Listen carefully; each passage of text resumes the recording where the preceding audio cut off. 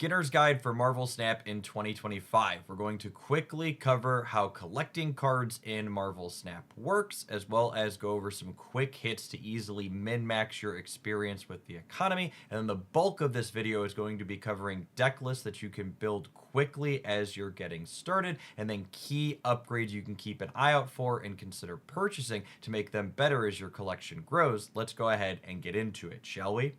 There are two different ways to acquire cards in Marvel Snap. One of these is by upgrading your collection level and acquiring cards off the collection level track, and the second is by acquiring collector's tokens, which you get off the track as well or purchase via bundles, and then you spend those collector's tokens either on specific cards or snap packs inside of the store.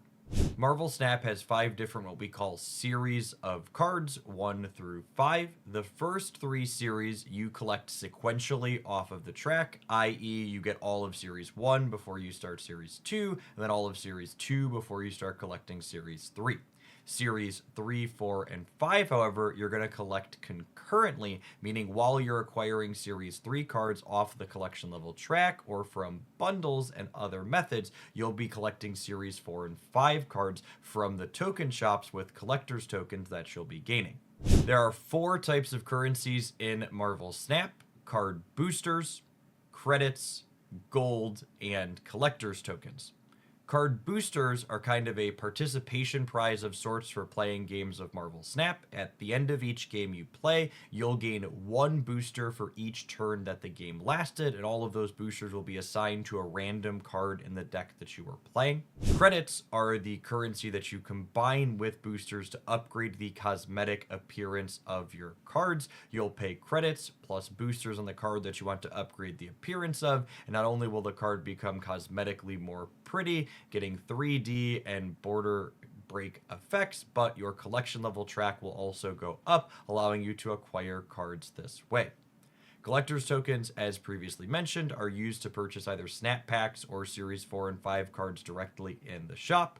And gold is the premium currency in Marvel Snap that can be converted into all 3 of the other currencies at varying rates. Boosters and credits are the easiest to min-max of these. Essentially, every time you have enough boosters and credits to upgrade the appearance of a card, unless your collection level track, it's fairly optimal to do so. The ratio of upgrading your cards in terms of credits and boosters to the next level scales at a proportional rate regardless of what level upgrade you're doing, with a small asterisk that you technically get a 50% discount on the very first upgrade for a single collection level boost of every card. So it is technically optimal to put every variation of a card you have from the white border to the green to get the most collection level for the least amount of resources. However, you will eventually run out of the ability to do that, and it's fairly tedious to do so. So if you're not interested in doing that, it's not much you're going to be missing out on in any case. Collector's tokens, on the other hand, are a little bit more of a choose your own adventure. There are rotating spots in the shop that show you a different Series 5 and Series 4 card that you're missing that upgrade 3 times per day, meaning you can spend a set amount of tokens, 6,000 for Series 5 and 3,000 for Series 4 cards, to buy exactly the cards you want once it comes up in the ticker. However, there is an option for gambling as well that you get a discount for. Older snap packs are 4,000 for a random Series 5 card plus 2 bonus rolls, and 2,000 for a Series 4 card with 2 bonus rolls. You can also get a Series 4 or 5 card in the seasonal packs from the most recent couple of seasons for a small discount as well. The bonus roll that you get when opening a snap pack can be as big as getting a bunch of collector's tokens back or even an additional card. It kind of comes down to what your risk tolerance is and how many cards you'd be happy with getting. I'd recommend looking at the contents of the packs, which you can see for your specific account inside of the client, and decide if the number of cards you'd be happy with getting proportionally offset versus the number of cards you'd be unhappy with against the discount. If you're someone that's going to be spending on a game like Marvel Snap and think you might eventually spend enough to acquire all of the Series 4 and 5 cards simultaneously, Snap Packs is definitely the optimal way to do that because you are getting a sizable discount on it. However, if you're a free-to-play or small spender, I would wager you're probably better off buying specifically the cards you want as they come up on the ticker at a slightly increased price. Gold has a few avenues for you to pursue in utilizing it. You can convert it into collector's tokens in the shop to get more Series 4 and 5 cards, but you could also turn it into credits to allow you to upgrade more cards and progress up the collection level track, which in turn gets you tokens that way at a slightly reduced rate to buying them directly, but it comes with more collector's reserves, which gets you more Series 3 cards along the way. If I was starting out my Marvel Snap collection, I would likely prioritize buying credits to get Series 3 complete faster, while also getting tokens to buy Series 4 and 5 cards that I had my eye on. As you transition to a mid to end game player, i.e., you've acquired most of the Series 3 cards that you want, the optimal thing to be doing with your gold is waiting for the periodic timed bundles for gold that appear in the shop somewhere between 1 and 3 times a month. These will contain a glut of resources, either collector's tokens, credits, or gold, as well as a variant for a Series 4 or 5 card.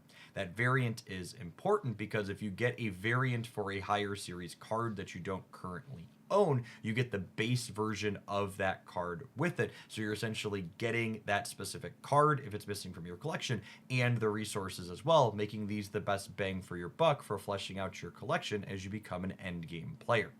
As I mentioned at the start of the video, Marvel Snap's early series are collected sequentially. This means you'll collect all of the cards in Series 1 and 2 before you begin Series 3.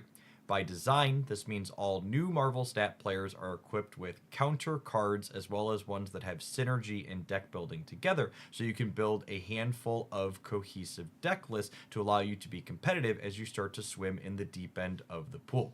You'll finish collecting these lower series cards at collection level 486, which for a completely free to play player takes loosely 3 weeks to get to, assuming you're getting all of your free currency and weekly currency as you play every single day. If you're someone who's spending money, you'll get it a little bit quicker than this depending on how much that you spend.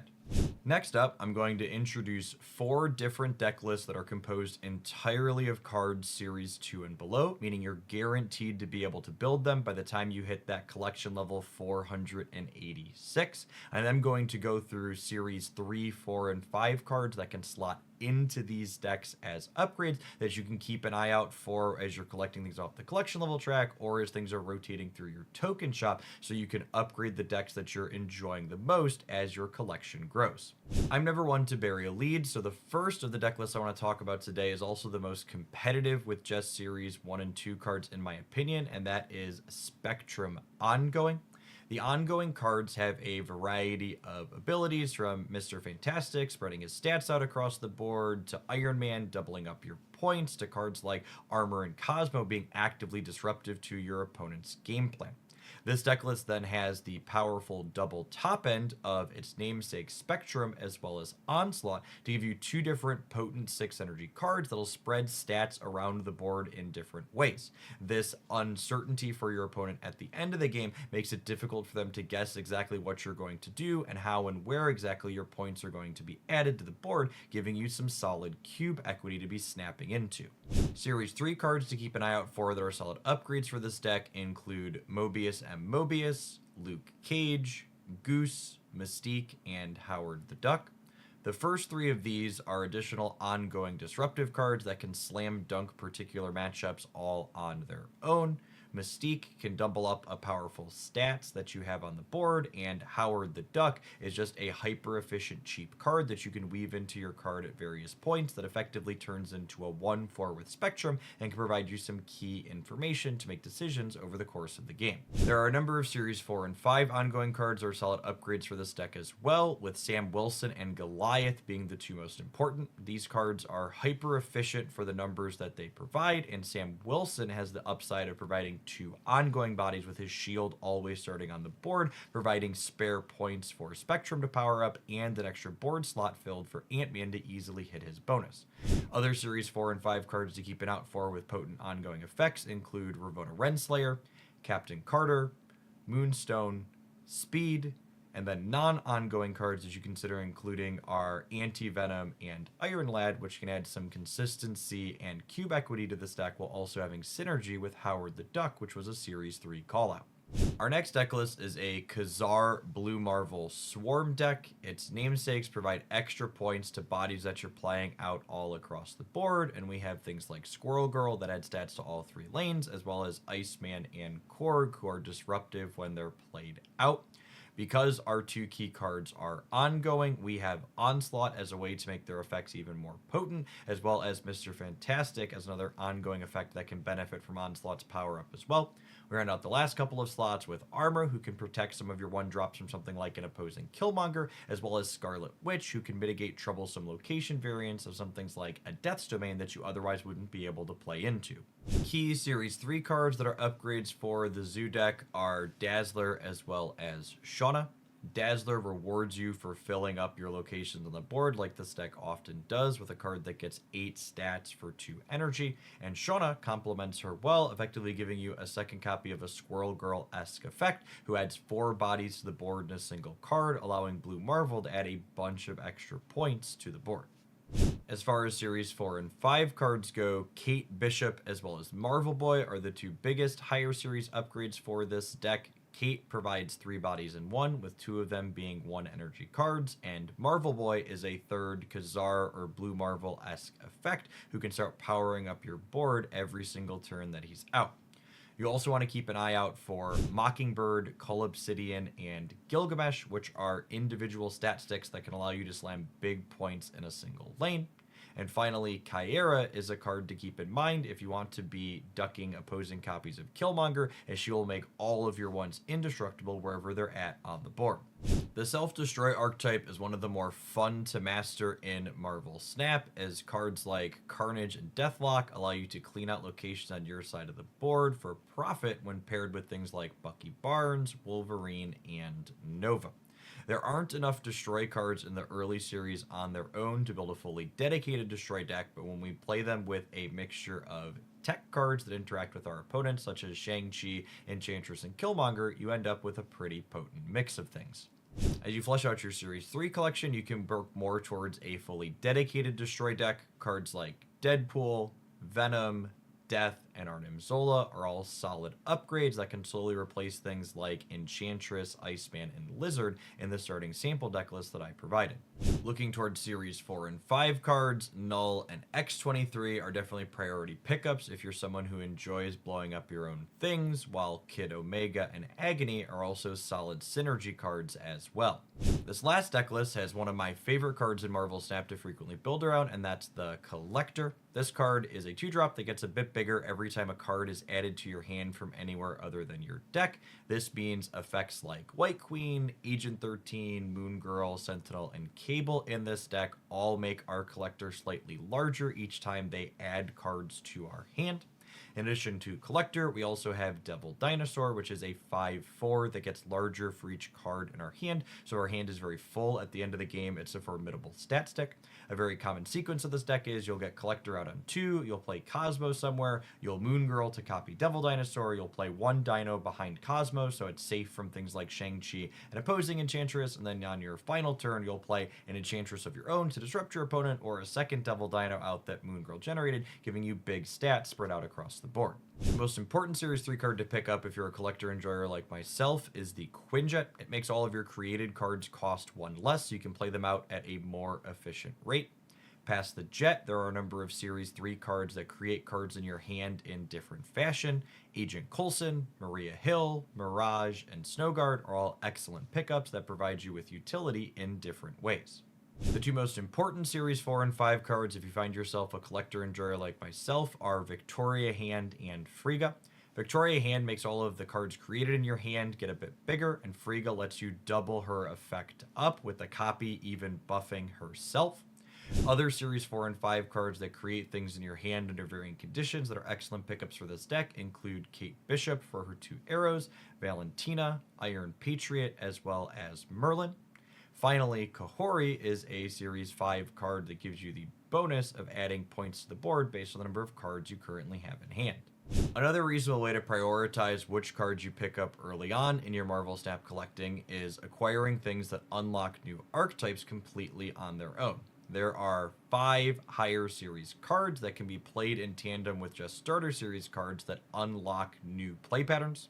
These cards are Silver Surfer, Mr. Negative, Thanos, High Evolutionary, and Aeroshim. A sample Silver Surfer list with all lower series cards looks something like this. The basic game plan here is relatively straightforward. You have incredibly efficient stats on 3 energy cards like Mr. Fantastic, Rhino, and Groot, paired with incredibly disruptive 3 energy cards like Killmonger and Cosmo and Storm to both add points to your side of the board while disrupting your opponent. Killmonger kind of serves double duty here, not only breaking up your opponent's 1 energy cards, but also blowing away your copy of Nova to power up everything on your side of the board, in addition to Silver Surfer on the last turn of the game. The 2 most important Series 3 cards to prioritize picking up to make your Surfer deck stronger are Brood as well as Absorbing Man. Brood's Broodlings also are 3 energy cards, meaning Surfer adds 6 stats to the single play on your board. Absorbing Man not only can copy Brood, giving you more Broodlings when played out after it, but it can also double up your Silver Surfer, giving you 2+2 buffs on all your 3s at the end of the game. Past Brood and Absorbing Man, there are a number of different directions you can build your Surfer deck in, depending on how you prefer to play the game. There are other disruptive 3 energy cards like Red Guardian, Luke Cage, Mobius and Mobius, Rogue, and Juggernaut. There's also cards that add really efficient stats to the board, such as Captain Carter, Makari, and Sebastian Shaw. Finally, non-3 energy cards that frequently find themselves played with Silver Surfer are things such as Surge, Galacta, and Sarah. In my opinion, Mr. Negative is one of the sweetest build-around cards in Marvel Snap. His effect is very powerful, fun, and great at stealing cubes. Inverting the cost and power of cards that are still in your deck gives you things like a 0 energy 5 power Iron Man that's arguably one of the most powerful cards Marvel Snap has to offer. Let's go ahead and look at some Series 4 and 5 upgrades that can make this deck even stronger. 4 higher series cards stand out as important pickups for Mr. Negative. They are Psylocke, Ravonna Renslayer, Magic, and Jane Foster. All 4 of these cards have one thing in common. They allow you to get access to more Mr. Negative cards over the course of the game. Psylocke and Ravonna allow you to play Mr. Negative on turn 3. Magic gives you a turn 7, and Jane Foster can draw 0 energy Iron Hearts, Iron Man, and all sorts of other things out of your deck, depending on what upgrades you have access to. Other higher series cards to keep an eye out for that have strong synergy with Mr. Negative are ones that have 0 or negative starting power. Gore, Sage, Mystique, Taskmaster, and Cassandra Nova are some of the best among these. High Evolutionary is kind of like getting 7 new cards for the price of 1. He unlocks hidden abilities in all of the 6 previously abilityless cards you collect among the starters. Misty Knight, Shocker, Cyclops, Thing, Hulk, and Abomination all gain new text abilities as long as High Evolutionary is in your starting deck. Our sample deck list here contains all of those cards, as well as some utility disruptive effects like Cosmo and Armor, as well as Sunspot, who rewards you additionally for passing with unused energy, like a lot of High Evolutionary's cards want you to be doing. A handful of higher series cards to keep an eye out for that work well with High Evolutionary are Magic for an additional turn to soak extra energy on, She-Hulk as another payoff for soaking up extra energy, and Kyra, who protects not only your Hulks, but also your little cards like Sunspot from being destroyed. Thanos, in addition to guaranteeing himself in your starting hand, also shuffles the Infinity Stones into your deck, which provides you with varying amounts of utility and boosts to the Mad Titan, while a number of them are notably cheap ongoing cards, which means they have synergy not only with Spectrum powering them up, but also Khazar and Blue Marvel as they help fill up your board. Our sample deck list here with all lower series cards is kind of a mashup of the Zoo and ongoing decks that we talked about earlier in this video. Because this Thano list is so similar to the other ones earlier, the other higher series cards to consider upgrades in here are similar as well. To rehash those quickly, you want to keep an eye out for Mockingbird, Speed, Sam Wilson, Goliath, Dazzler, Mobius and Mobius, Luke Cage, or any other ongoing cards that you want to be playing as possible upgrades here. Finally, we have Aeroshim. He's Marvel Snap's definition of random BS Go, as he makes your deck incredibly large and unpredictable for both you and your opponent while giving you extra energy starting on the third turn of the game. I don't have a sample deck list here for this one because, to be honest, you can mix and match it with basically any other 11 cards in Marvel Snap, and it's not going to vary your play patterns a whole lot because you're going to largely be drawing random things anyways. Hopefully, if you're someone who's new to Marvel Snap, you now have a better idea of how acquiring cards work and the best way to approach using your resources, as well as some deck ideas to begin trying as your collection grows. Something to keep in mind as you're finding your way around Marvel Snap is one of the best things about this game, in my opinion, is their careful consideration for live balance. This means 2 to 3 times a month, they adjust the numbers on overperforming cards downward and the numbers on underperforming cards upwards. This makes one of the most consistently balanced and varied environments in any card game I've ever experienced month over month. While it's not to say they never have a bad metagame, it is to say that when we do hit a sore spot, we usually fairly quickly get out of it due to these scheduled updates. I also think the Snap team, on average, does a particularly good job of making sure that when they nerf a card, it remains playable. So just because you might be watching this at some point in the not too distant future and a card is missing 1 point of power compared to what I've previewed here in one of these slides, doesn't mean that it's unplayable like it frequently is when cards get nerfed in other digital card games that have existed before. As you work towards becoming a more veteran Marvel Snapper, other resources to keep an eye out for is a link to my daily deck highlights in the video description down below on my Jeff Hoagland YouTube channel. Here on this channel, you can also find a monthly Series 4-5 tier list update where I give my thoughts on the position of the highest and most expensive cards in Marvel Snap and where they fit into the metagame currently. I also do weekly deck list roundups covering what's performing the best on the public trackers by the numbers, as well as provide my own anecdotal picks that I've been finding the most success with. Something to keep in mind with those roundups, however, is that they tend to be biased towards playing the newest, shiniest cards because that's what players who are long-term invested in the game most want to see. Just because an older deck, like I featured in today's videos that are excellent to pick up, isn't highlighted there, doesn't mean it can't be competitive because, as I mentioned, Snap typically does a good job of making sure everything stays relatively balanced, even when it isn't the shiniest, newest tool in the tool shed. I appreciate everybody that made it all the way through to the end of today's video. I'm curious to see how a beginner guide does in terms of content metrics for Marvel Snap now that we are almost 3 years past when this game launched. If you enjoyed it, make sure you smash that like button, drop a comment down below letting me know what you thought, and make sure you're subscribed to the channel so you don't miss any of the other excellent content that I'll be putting out here every single week.